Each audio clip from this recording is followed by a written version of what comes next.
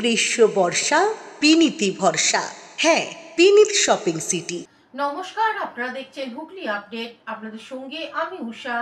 আসছে খবরে, আবাসনের নিচে সোনার দোকানে ব্যবসায়ীকে খুন করে সোনার গয়না লুট করে পালালো ডাকাত দল। ঘটনাটি বরানগরে।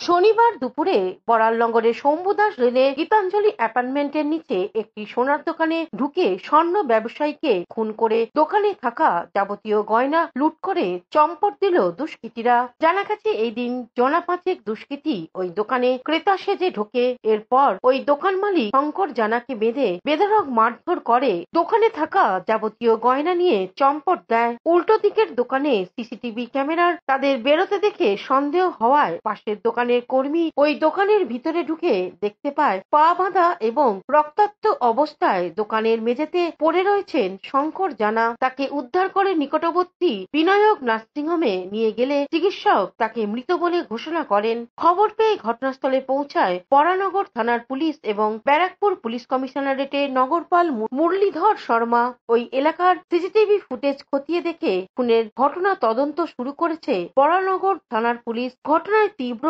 আতঙ্কিত ওই এলাকার স্বর্ণ ব্যবসায়ী সহ বাসিন্দারা।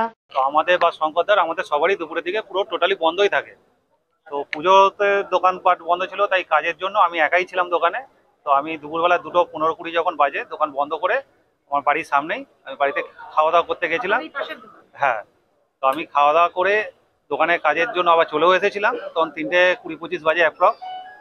তো দোকানে কাজে সবে বসেছি, তো আমাকে এই উল্টো দিকেই হচ্ছে লালটুদা বলে যে ভদ্রলোক থাকে, ওই দাদা এসে ডাকলো যে ভাই একবার বাইরে এসো। তো বাইরে বেরোনোর পর আমাকে বললো যে একবার শঙ্করদার দোকানে একবার গিয়ে দেখতো কিছু হয়েছে কিনা। তো আমি বললাম যে কেন, কি হবে? তো বললো যে একবার তুই গিয়ে দেখ না। তো আমি বললাম যে হয়তো শরীর ফরীর খারাপ থাকতে পারে, কেন যেহেতু একাই রয়েছে জানি। তো আমি গিয়ে দোকান তো খোলাই রয়েছে, কাঁচের দরজাটা খুলে আমি জাস্ট মুখটা বাড়িয়ে দেখলাম যে শঙ্করদার পা দুটো বাঁধা ছিল লাল একটা দড়ি দিয়ে, আর গায়ে বা দেয়ালে অল্প বিস্তর রক্ত কিছু দাগ পড়ে রয়েছে। তো এই অবস্থা দেখে আমি বাইরে বেরিয়ে পড়ি। কাস্টমার সেজে ওরা ভিতর ঢুকে, প্রথমে দুজন ঢুকে যিনি এখানে যাদের বিজনেস ছিল এখানে, ওনার সাথে উনি কথা বলতে শুরু করেন এবং ওনার সাথে অ্যাজ ইফ উনি কিছু কিনতে এসছেন সেই হিসাবে উনি কথাবার্তা করেন। এবং যখন উনি ওনাকে বিভিন্ন জিনিস দেখাতে শুরু করেন সেই সময় আরো দুজন ছেলে